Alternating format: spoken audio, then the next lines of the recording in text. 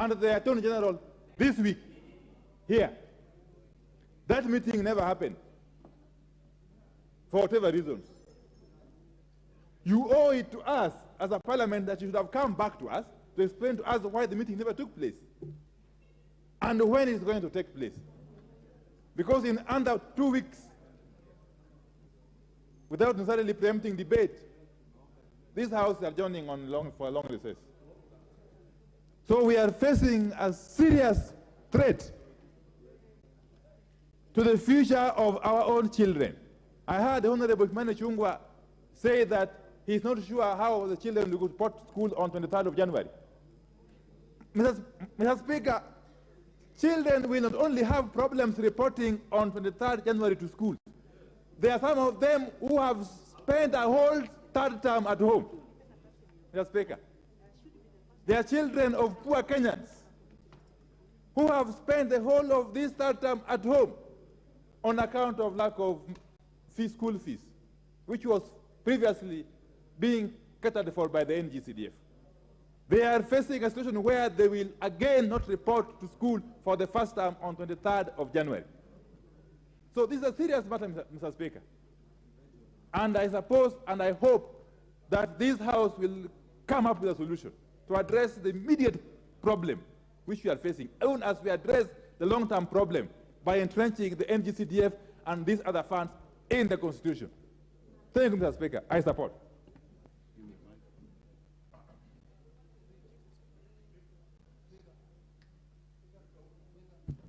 Very well, Leader of Minority.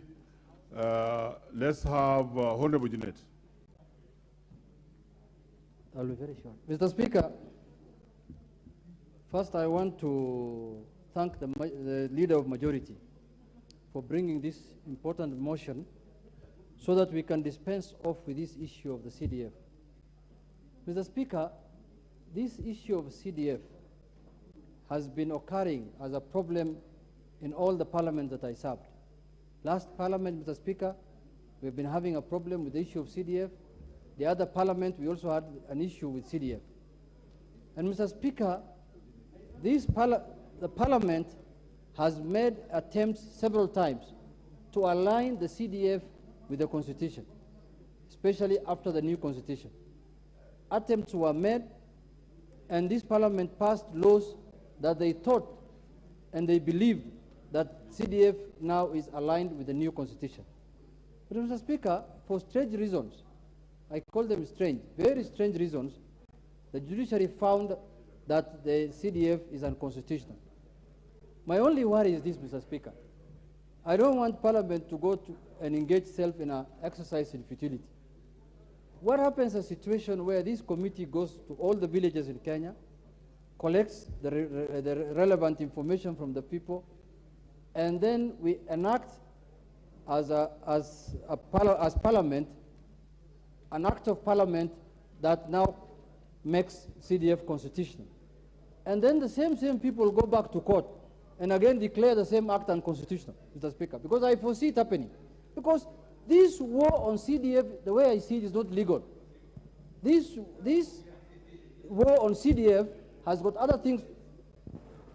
This war, Mr. Speaker, my thoughts are, Mr. Speaker, this war on CDF does not look legal. This war on CDF looks extra legal, Mr. Speaker. Mr. Speaker, this is a fund that has benefited many Kenyans. Many parents have taken their children through school, through secondary school and university using CDF. Classrooms were built in many schools. Police stations were constructed, Mr. Speaker. And all those things are on the ground for people to see. So what makes a Kenyan in his own senses, in his normal sense, to go to court so that CDF can be abolished? Mr. Speaker, some of the reasons you'll be given is that, oh, now we have devolution. We don't need CDF. Mr. Speaker, we have been having CDF, I mean devolution now for the last 10 years in this country. What lives have devolution changed, Mr. Speaker? Devolution has only devolved corruption. Kenyans are suffering. People are crying in all counties. No change in the lives of the people. Mr. Speaker, devolution has not changed the life of Kenyans, unless I'm talking about members. I'm sure you'll agree with me.